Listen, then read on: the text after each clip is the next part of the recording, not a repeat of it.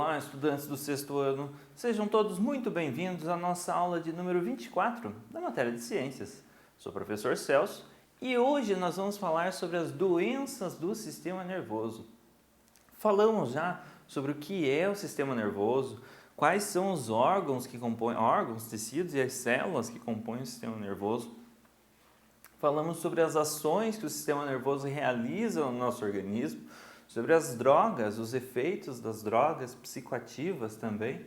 E hoje nós vamos falar sobre as doenças que podem surgir, tanto genéticas quanto a partir de algum acidente, que podem surgir em decorrência do nosso sistema nervoso.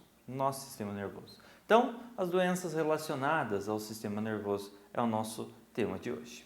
Quais são os objetivos da aula de hoje? Identificar algumas das doenças que ocorrem no sistema nervoso, apresentar motivos para a ocorrência da doença no sistema nervoso. Muitas doenças, elas não vão ter um motivo aparente. Você vai precisar de uma pesquisa, de vários exames para você entender o motivo do surgimento daquela doença no seu sistema nervoso ou de um familiar. E muitas vezes vão estar associadas à genética. Então a gente tem que ver o histórico médico dos nossos antepassados, nossos pais, avós, bisavós, enfim. Estudar o histórico genético dessas pessoas para ver se elas tiveram essa doença na sua juventude ou ao longo da sua vida e ver se é um problema genético que você adquiriu, que você herdou dessas pessoas ou de alguma outra consequência.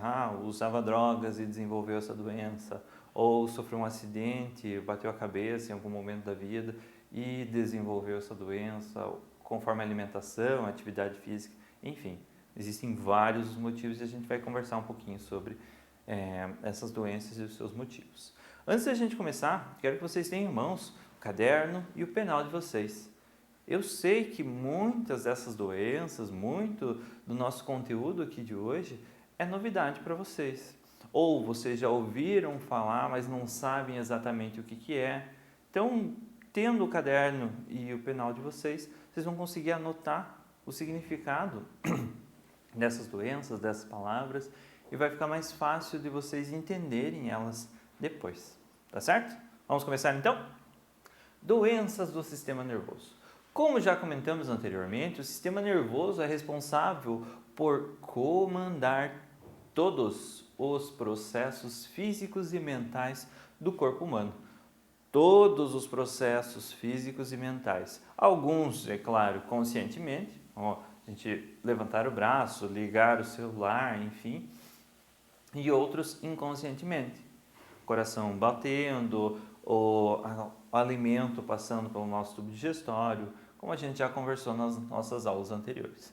Até o momento, relacionamos o mau funcionamento do sistema nervoso ao uso de drogas.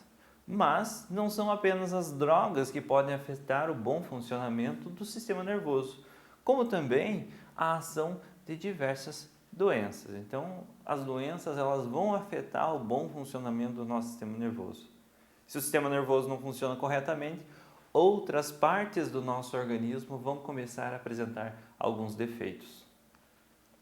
Entre as muitas doenças que podem se manifestar nos órgãos do sistema nervoso, nós temos a epilepsia. Já ouviram falar de epilepsia? Então, o que é a epilepsia? Ela ocorre devido a uma atividade elétrica anormal no encéfalo.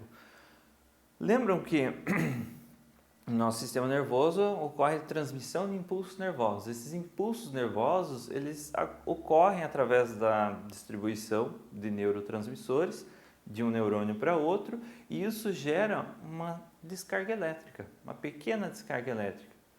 Quando a atividade elétrica é anormal, não está corretamente associada a um impulso nervoso, nós temos uma epilepsia, um ataque epilético, que em alguns casos pode estar associada a uma outra patologia encefálica. Então, se você tem uma doença, determinada doença, ela pode causar epilepsia. Os resultados são caracterizados por movimentos involuntários dos membros. Então essas descargas elétricas vão atingir os nossos músculos e esses músculos vão contrair e relaxar sem o controle do nosso corpo, sem a gente pensar neles contraindo e relaxando. Então vão ser espasmos musculares, a pessoa vai se debater. Em casos de ataque epilético, virar a pessoa de lado e proteger a cabeça. É a única coisa que você faz. A pessoa vai cair no chão porque ela perde muitas vezes a consciência até. Você só protege a cabeça para ela não bater a cabeça e não desenvolver um outro problema, afetar o cérebro dela com uma batida, mas você jamais vai colocar o dedo dentro da boca da pessoa para segurar a língua. A pessoa não vai engolir a língua. Ela pode morder a língua dela, mas engolir a língua ela não vai se afogar com isso. E se você coloca o dedo na boca dessa pessoa, ela pode literalmente cortar o seu dedo fora. Então, não coloque o dedo na boca quando a pessoa está tendo um ataque epilético. Vira ela de lado e protege a cabeça para não se debater, não bater a cabeça. Outra doença que pode surgir no nosso sistema nervoso é o acidente vascular cerebral, popularmente chamado de AVC. Ocorre quando uma artéria cerebral é obstruída ou rompida, de modo que a área irrigada por esses vasos sanguíneos deixa de receber alimento e oxigênio. Os neurônios acabam morrendo. Então nós temos uma veia, ou um vaso sanguíneo, uma artéria, enfim, que ela é rompida, fica obstruída, enfim, não passa mais oxigênio, não passa mais sangue, sem nutrientes também, para as células próximas daquela região. E aquelas células são neurônios, os neurônios começam a morrer.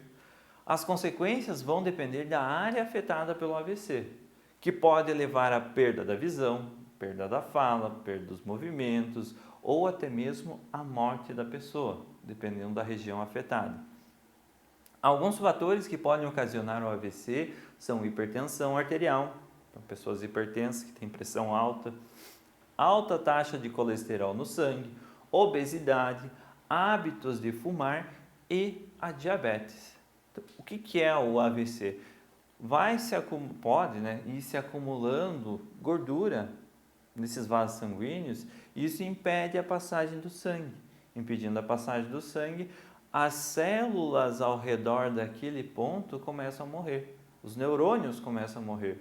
E a gente já comentou nas aulas anteriores que os neurônios do encéfalo apresentam grande dificuldade de se reproduzir, se multiplicar. Ou seja, a pessoa vai ter sequelas que ela vai levar para o resto da vida. Cefaleias ou dores de cabeça causadas por vários fatores, como tensão emocional, problemas de visão, distúrbios hormonais, hipertensão arterial e jejum.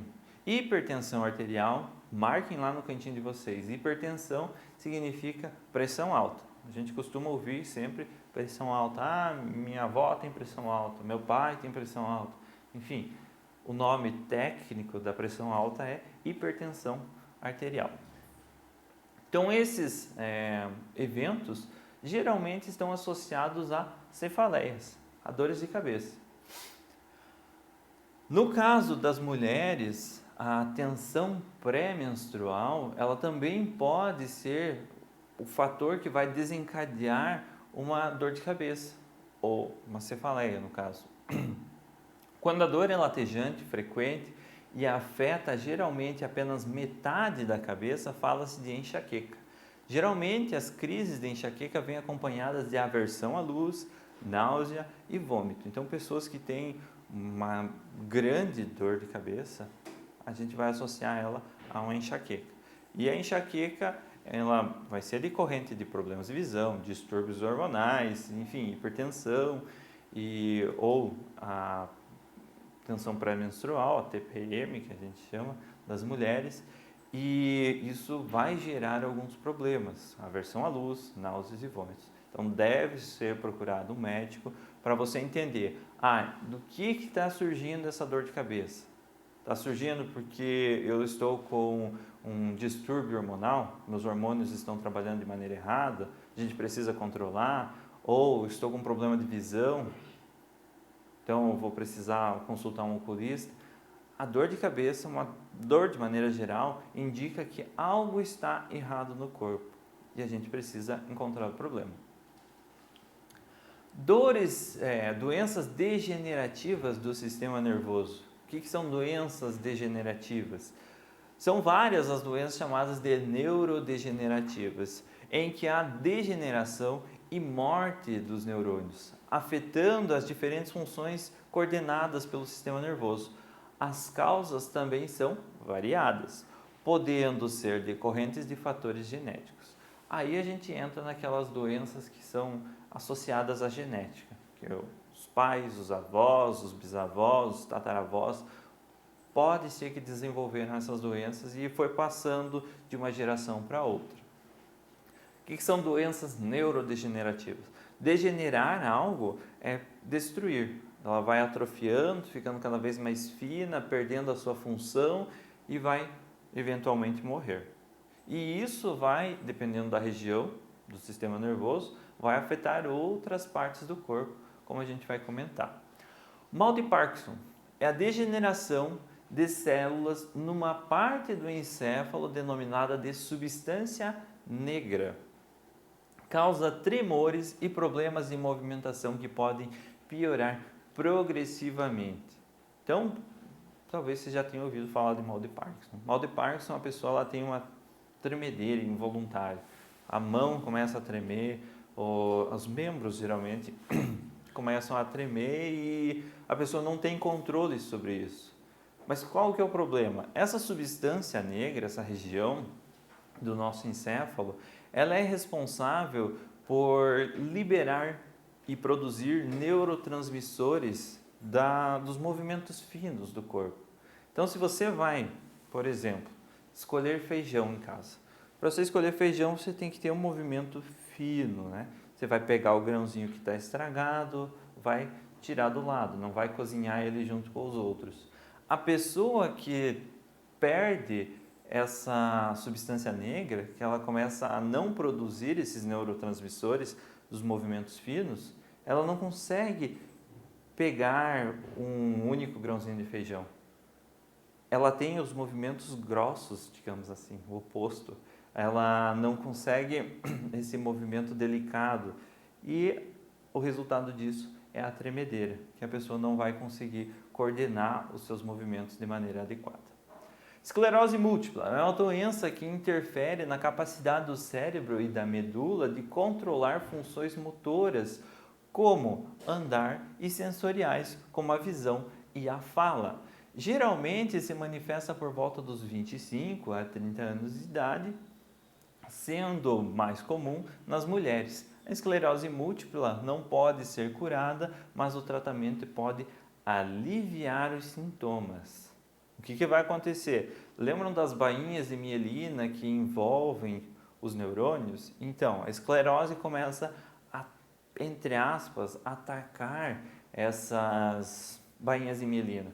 Elas vão sendo consumidas pelos próprios glóbulos brancos do corpo. E isso faz com que várias funções do nosso organismo sejam afetadas, como as funções motoras. A pessoa demora para realizar um movimento e às vezes nem consegue realizar mais esse movimento. As funções sensoriais, como a visão e a fala, também ficam degeneradas. A pessoa não tem mais controle da fala. Ela pensa que ela está falando, mas a musculatura, os neurônios não conseguem enviar esses sinais, os impulsos nervosos para que a musculatura se movimente. Então, esclerose múltipla, ela é uma doença que vai deixar a pessoa incapacitada com o passar do tempo. Existe um tratamento, não existe cura, mas esse tratamento prolonga a vida normal da pessoa.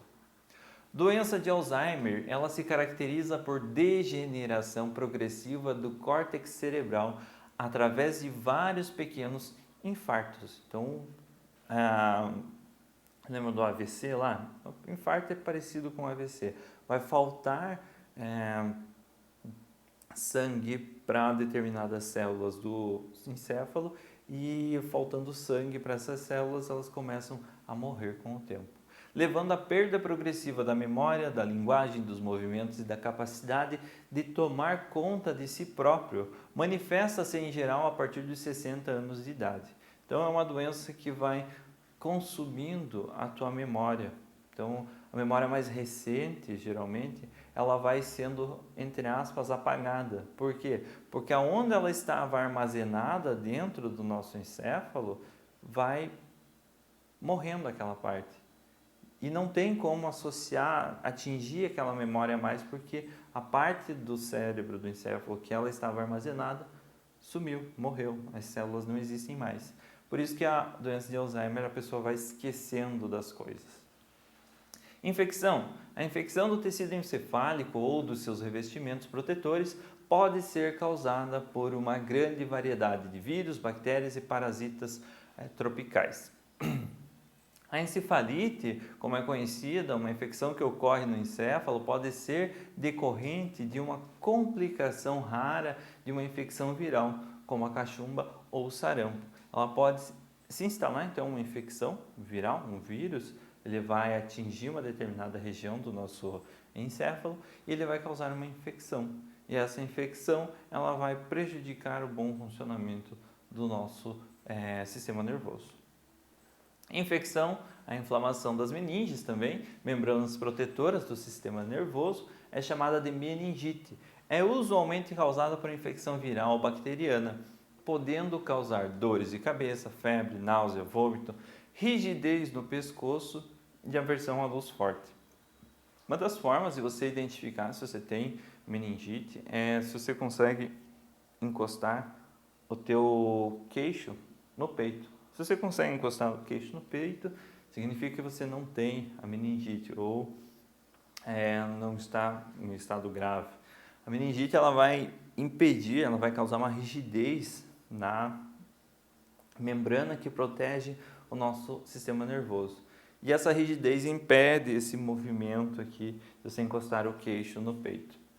A meningite bacteriana pode levar à morte e o seu tratamento através de antibióticos em uma UTI pode demorar de semanas até meses. De uma infecção, você foi uma bactéria entrou no teu corpo e se alojou na meninges, nessa camada que protege o nosso sistema nervoso, e você desenvolveu essa doença que pode ser fatal. Então é bom sempre ter cuidado com a sua própria saúde.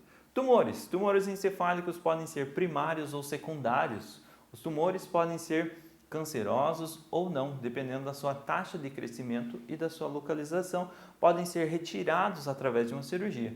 Já os tumores secundários são provenientes de metástases. São sempre cancerosos, tendo se desenvolvido a partir de células carregadas pela corrente sanguínea, de tumores cancerosos em áreas como as mamas ou os pulmões. Então você tem um tumor no coração, vamos lá, ou na mama ou no pulmão. Esse tumor ele evoluiu, ele se multiplicou tanto e uma parte se desprendeu e está na corrente sanguínea agora. Ele passa a ser chamado de metástase.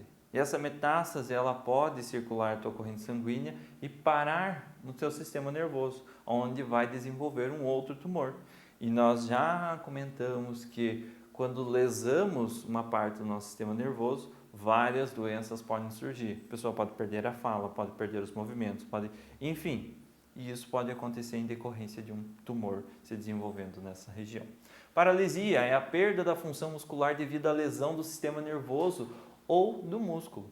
Pode ser temporária ou permanente, pode afetar um único músculo ou toda uma região, dependendo da parte do encéfalo ou da medula espinhal afetada. Então, é a perda da função muscular a uma lesão. A pessoa estava andando de bicicleta, caiu, bateu a região da lombar aqui, coluna vertebral, e lesionou a medula. Dependendo da lesão, você pode ficar paraplégico, sem o movimento das pernas. Ou a pessoa foi virar um mortal, foi se engraçar para os amigos lá, e foi virar um mortal e quando caiu de cabeça e lesionou a coluna vertebral e a coluna vertebral acabou lesionando a medula. Dependendo da região onde ocorreu essa lesão, a pessoa pode perder totalmente o movimento dos membros, então ela não vai ter o movimento dos braços e nem das pernas, vai ficar tetraplégica, ou ela pode até vir a morrer. Se pegar muito próximo das primeiras vértebras, o impulso nervoso que comanda os órgãos vitais, o coração, os pulmões, ele vai se perder. Então a pessoa passa a não ter mais o batimento cardíaco, e sem o batimento cardíaco não tem o bombeamento de sangue, não tem oxigênio para as células e a pessoa morre em decorrência dessa fratura que ela teve.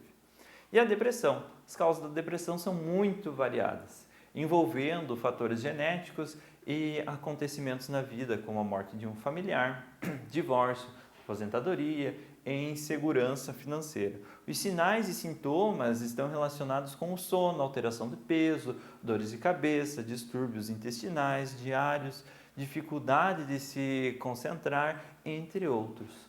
Felizmente, existem tratamentos médicos e psicológicos que podem reverter esse quadro de depressão. Então, são vários os fatores que podem levar uma pessoa a ter depressão, ficar depressiva, e são vários os sintomas e os sinais que o nosso corpo manifesta dessa depressão. Então, nós devemos sempre estar atentos ao nosso organismo, à nossa saúde e ao nosso bem-estar.